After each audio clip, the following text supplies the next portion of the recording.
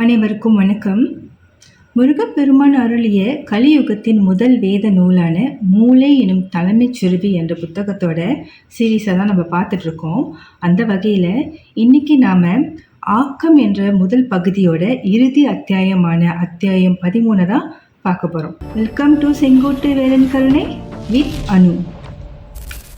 சென்ற சாப்டரில் நாம் எப்படி இந்த உயிர் துகள்கள் ஒன்றோடு ஒன்று உராய்ந்து இறுதியில் அமிலம் என்ற ஒரு அமிலத்தை உருவாக்கி அந்த அமிர்தம்தான் பிறகு குருதியாக உருமாறியது என்று பார்த்தோம்.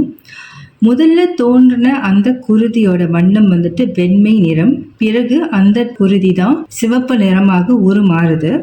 இந்த சாப்டர்ல எப்படி இந்த வெண்மை நிற குருதிகள் சிவப்பு வண்ணமாக உருமாறுகிறது என்று விளக்கியிருக்காங்க. அதோடு மட்டும் இல்லாமல் ஆக்கம் என்ற பகுதியோட சுருக்கத்தையும் இதில் கொடுத்துருக்காங்க. அதை தான் இந்த சாப்டரில் நாம் பார்க்க போகிறோம். இப்போ நாம் இந்த குருதியோட நிறம் மாற்ற பயணம் எப்படி நடக்குதுன்னு பார்க்கலாம். அதாவது நம்ம போன சாப்டரில் பார்த்தபடி அமிர்த ஆற்றல்கள் வெளிவந்த பிறகு இந்த அமிர்த ஆற்றல்கள் தான் பிறகு குருதியாக உருமாறுது. முதல்ல உருவானது வெண்மை நிற குருதி. இந்த குருதி அமிர்த ஆற்றலை கொண்டது. இதுக்குள்ள முழுமையான காந்த ஆற்றல் நிறைந்திருக்கும். இந்த வெண்மை நிற குருதியால உடல் முழுவதும் பாய்ந்து இயங்கிட முடியாது. வெப்ப ஆற்றல் இந்த காந்த ஆற்றல் கொண்ட இந்த வெண்மை நிற குருதியில சேர்றப்பதான் இயக்கம் என்பது ஆரம்பிக்குது. அப்பொழுதுதான் இந்த வெண்மை நிற குருதி இயக்கம் பெறுகிறது. அது பயணிக்க தொடங்குது. அது எங்கே பயணிக்கும்னா, ஏற்கனவே பார்த்தது போல நச்சு கழிவுனால உருவான இந்த நரம்பிழைகளில் அது பயணிக்க தொடங்குது.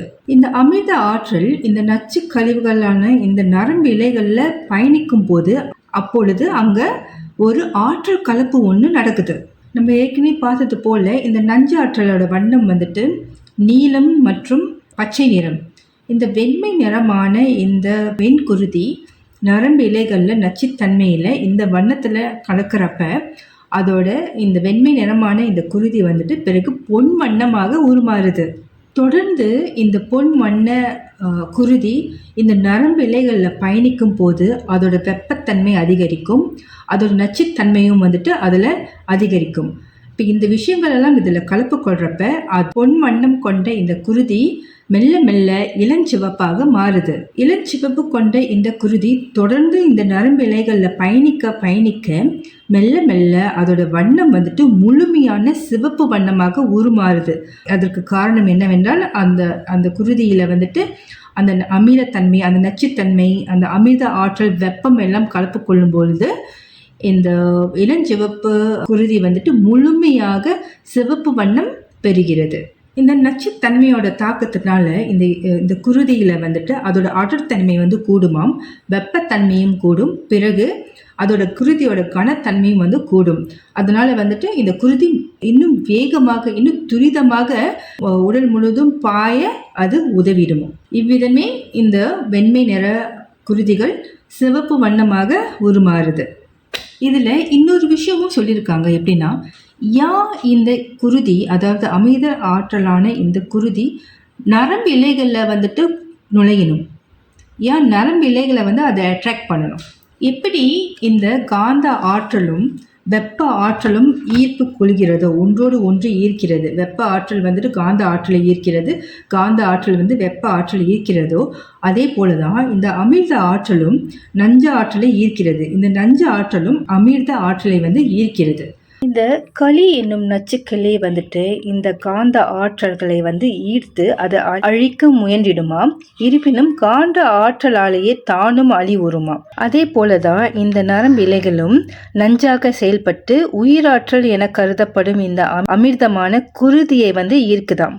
அதனால்தான் இந்த அமிர்த ஆற்றலால் உருவான இந்த குருதியானது இந்த நஞ்ச ஆற்றலில் உருவான இந்த நரம்பு இலைகளில் பயணிக்குது. இந்த நஞ்ச ஆற்றலும் இந்த அமிர்த ஆற்றலும் கலப்பு கொள்ளும் தருணத்தில் உருவாகும் அந்த செல்கள் தான் குருதியோட நிறத்தை மாற்றுறதுக்கு அடிப்படையாக அமைகிறது. இப்படி தான் குருதி உருவாகி நம்மளோட உடம்பு முழுவதும் பாய்கிறது. அடுத்து இந்த சாப்டரில் இது வரைக்கும் நம்ம ஆக்கம் என்ற பகுதியில் நம்ம பார்த்த விஷயங்களை நம்ம படித்த விஷயங்களை வந்துட்டு ஒரு சுருக்கமாக அதை விவரிச்சிருக்காங்க. ஏன்னா இதுதான் கடைசி. அடுத்து வந்துட்டு நம்ம இயக்கம் என்ற பாட்டை நம்ம பார்க்க போகிறோம். இயக்கம் என்ற பகுதியை நம்ம போகிறதுக்கு முன்னுக்கு ஆக்கம் என்ற பகுதியோட ஒரு சுருக்கத்தை இந்த சாப்டரில் பார்க்க போகிறோம். நான் கொடுத்துருக்க இந்த வரைபடத்தை பாருங்கள். இதில் வந்துட்டு நம்ம ஆக்கம் என்ற பகுதியில் நம்ம முக்கியமாக நம்ம புரிஞ்சுக்க வேண்டியது என்னன்னா, நம்ம பார்த்த அந்த ப்ராசஸ். அதாவது அத்தியாயம் 8ல் வந்துட்டு ரொம்ப டீட்டெயிலாக சொல்லியிருப்பாங்க. உயிர் துகள்கள் அதாவது தாயோடையும் தந்தையோடையும் விடுபட்ட அந்த உயிர் துகள்கள் உராய்வில் தான் நம்மளோட உடல், சிசுவான அந்த உடல், மனிதனோட உடல் உருவானது. அதோட அந்த ப்ராசஸ் நம்ம புரிஞ்சுக்கணும். முதல்ல வந்துட்டு அந்த உயிர் துகள்கள் தான் பிட்யூட்டரி கிளாண்ட் இருக்கிற அந்த இடத்துல அதுங்க உராய்ந்து அதோட ஆற்றல்களை 3 வகையான ஆற்றல்கள் உருவாக்குது. இதை நீங்கள் எப்படி புரிஞ்சுக்கலான்னா, பார்க்கடல் சம்பவத்தை நம்ம மூளைக்குள்ளேயும் நடக்குதுன்னு என்று சாப்டர் 8ல் நம்ம பார்த்தோம். நீங்கள் அது பேஸ் பண்ணி நீங்கள் ஈஸியாக அண்டர்ஸ்டாண்ட் பண்ணிக்கலாம். எப்படி இந்த பார்க்கடலை கடையிறப்ப நஞ்சாற்றல் வெளிவந்து பிறகு நல்ல ஆற்றல்கள்லாம் வெளிவந்து இறுதியாக அமிர்தம் கிடைக்கப்பட்டதோ, அதே போல தான் விடுபட்ட தாயோடையும் தந்தையோடையும் அந்த உயிர் துகள்கள் என்று சொல்லப்படுற அந்த பாதரச துகள்கள். இந்த பாதரச துகள்களோட மூலம் எதுன்னு நம்ம பார்த்தோம். அதாவது ஈச துகள்களிலிருந்து வந்தது தான் இது. இந்த பாதரச துகள்கள் நம்மளோட பிட்யூட்டரி கிளாண்ட் இருக்கிற அந்த பகுதியில் ஒன்றோடு ஒன்று உராய்ந்து அதோட ஆற்றல்களை வெளிக்கொணருகிறது. அதன் மூலமாக அது உராயிறப்ப முதல்ல வந்தது இந்த நஞ்சாற்றல்கள். இந்த நஞ்சாற்றல்கள் தான் பிறகு நரம்பிழைகளாக உருமாறுது. முக்கிய 3 நரம்பிழைகளை பற்றி நம்ம பார்த்தோம். கபநாடி, பித்த நாடி, வாயு நாடி என்ற 3 வகையான நாடிகளை, அதாவது நர்வ்ஸ் நம்ம பார்த்தோம். பிறகு அணுக்களை படைக்குது. எப்படி நல்லாற்றல்கள் பார்க்கடலில் கடையிறப்ப நல்லாற்றல்கள் வெளிவந்ததோ அதே போல் இந்த உயிர் துகள்கள் ஒன்றோடு ஒன்று உராயிறப்ப வெளிவந்து தான் இந்த எலக்ட்ரான்ஸ், இந்த அணுக்கள். இந்த அணுக்கள் தான் சிரசில் 5 உறுப்புகள், அதாவது மெயின் 5 சென்ஸ் உறுப்புகளை உருவாக்குது. அதே சமயம் உள் உறுப்புகளும் உருவாக்குது. அதுதான் இந்த அணுக்கள். இறுதியாக வருவது தான் இந்த அமிர்தம் என்ற ஆற்றல். இது வெட்ட வெளி ஆற்றல். ஏன்னா இந்த வெட்ட வெளியிலேருந்து வந்த அந்த அமிலம் தான் இந்த அமிர்த ஆற்றல். அது நம்ம போன சாப்டரில் நம்ம பார்த்தோம். இந்த அமிர்த ஆற்றல் தான் குருதியாக உருமாறுதுன்றது. இதில் முதன்மையான அது வண்ணம் வெண்மை வண்ணம். அந்த வெண்மையிலிருந்து தான் பிறகு அது சிவப்பு வண்ணம் தரிக்கிறது. அப்படி 2 பாதரச துகள்கள் உராய்ந்து ஒவ்வொரு மூலக்கூறுகளையும் அது வெளியாக்குது. முதல்ல வெப்ப மூலக்கூறு, ஏன்னா பாதரச துகள்கள் ஆகாய மூலக்கூறு இருக்கு. இது உராய்ந்து வெப்ப மூலக்கூறு வெளியாகும். பிறகு வெப்பம், வாயு, நீர், நிலம், இறுதியாக நில மூலக்கூறுகளை வெளியாகி முழுமையாக அதோட ஆற்றல்களை வெளிக்கொண்டு வந்த பிறகு அதன் பின்னர் அது விழிகளின் மத்தியில் உள்ள கூட்டுள்ள போயிட்டு அமர்ந்திடுமா. தாயோடையும் தந்தையோடையும் உள்ள அந்த உயிர் துகள்கள் தான் நம்மளுக்கு இந்த உடம்பை கொடுக்குது. அதோட ஆற்றல்களை முழுமையாக இழந்து தான் இந்த உடலை படைக்குது. அதுக்கப்புறம் தான் அது வெளிகளில் உள்ள அந்த கூட்டில் போய் அமர்கிறது.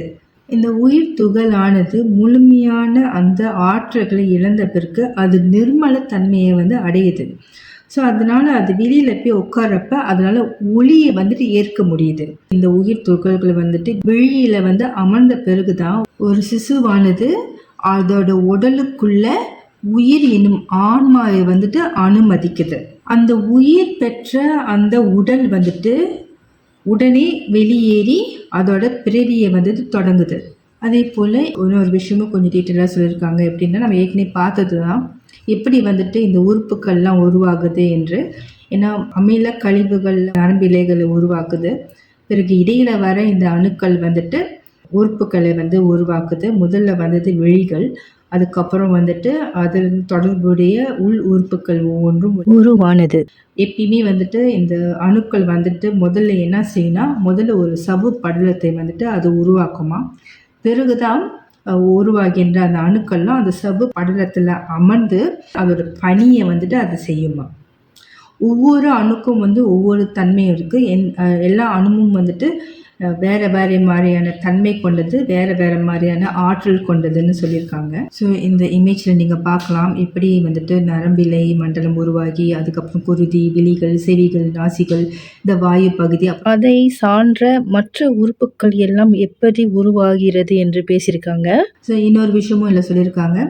மூளையோட ஆக்கத்தை பற்றி நம்ம பார்த்துட்டோம். மூளையோட இயக்கம் வந்துட்டு எப்படி இருக்கும், மூளையில் உள்ள அந்த பெருமூளையோட ஃபங்க்ஷன், சிறு மூளை என்று சொல்லப்படுற அந்த மூளையோட ஃபங்க்ஷன், மூளை தண்டு என்று சொல்லப்படுற அந்த பகுதியோட ஃபங்க்ஷன், அதாவது அதோட இயக்கம் எப்படி இருக்கும், எந்த உடல் உறுப்புக்கு வந்து எந்த மாதிரியான ஆற்றல்கள் வந்து தேவைப்படுது, எப்படி அந்த ஆற்றலை வந்து மாற்று ஆற்றலாய் வந்து அது திரிக்குது. இந்த மூளை பல பிரிவுகளாக நாம் செஞ்ச இந்த பாவ புண்ணிய கணக்கெல்லாம் வந்துட்டு எப்படி மூளையில சேமிக்குது, ஆத்மா எனும் உயிரை வந்துட்டு அது எப்படி பாதுகாக்குது, மனிதர்களோட மூளை வந்துட்டு ஏன் வேறுபட்டு இருக்குது, ஒவ்வொருவருக்கும் வேற மாதிரி இருக்குது அல்லவா, ஏன் அப்படி இருக்கு, எண்ணங்கள் மூளையில எப்படி உருவாகுது, இந்த மாதிரி எல்லா கேள்விக்கும் விடை கொடுக்கிறது வந்துட்டு இந்த மூளை தான். மூளையோட ஆக்கம் வந்துட்டு நம்மளோட தாய் தந்தையோட உயிர் துகள்களோட ஆற்றல்களின் மூலம்தான். ஆனால் இந்த மூளையோட இயக்கம் என்பது தனித்தன்மை வாய்ந்ததான். மூளையோட இயக்கத்துக்கு அதோட எரிபொருளை வந்துட்டு இந்த மூளை வந்துட்டு உயிர்கிட்ட இருந்து தான் பெறுது. அந்த உயிர் வந்துட்டு எல்லா மனிதர்களுக்கும் வந்துட்டு ஒன்று தான். ஆனால் மூளை என்பது ஒவ்வொரு மனிதருக்கும் வேறுபடுது. மூளையை இயக்கிறது வந்துட்டு உயிர் ஒன்றே. அதை வந்து நம்ம உணரணும். நம்மளோட அறிவு வந்து நம்ம பெருகணும்னா அன்பும் பணிவும் வந்துட்டு ஒவ்வொருவருக்கிட்டையும் வந்து உயர்ந்து இருக்கணும். உயிரினை அடிப்படையாக கொண்டு தான் இந்த மூளையோட வளர்ச்சியும் வந்துட்டு அதோட இயக்கமும் வந்து அமைகிறதா. ஸோ மூளையோட ஆக்கம் என்பதை நம்ம பார்த்துட்டோம், நம்ம புரிஞ்சுக்கிட்டோம். அடுத்து மூளையோட இயக்கம் என்பது எப்படி நடக்க போகுது அப்படின்னு நம்ம அடுத்த அத்தியாயத்தில், அதாவது அடுத்த பகுதியில் நாம் பார்க்கலாம். இதோட இந்த அத்தியாயம் முடிவடைகிறது. அது மட்டுமல்லாமல் ஆக்கம் என்ற பகுதியும் நிறைவடைகிறது. எனவே ஆக்கம் என்ற பகுதியில் நாம் கற்று புரிந்து உணர்ந்து கொண்ட விஷயங்களை மனதில் நிறுத்தி அதை தொடர்ந்து இயக்கம் என்ற பகுதியை நோக்கி நம் பயணத்தை தொடருவோம். அதுவரை முருகப்பெருமானின் திருவருளும் வழிகாட்டுதலும் நம் ஞான பயணத்தை என்றும் வழி நடத்தட்டும். நன்றி, வணக்கம்.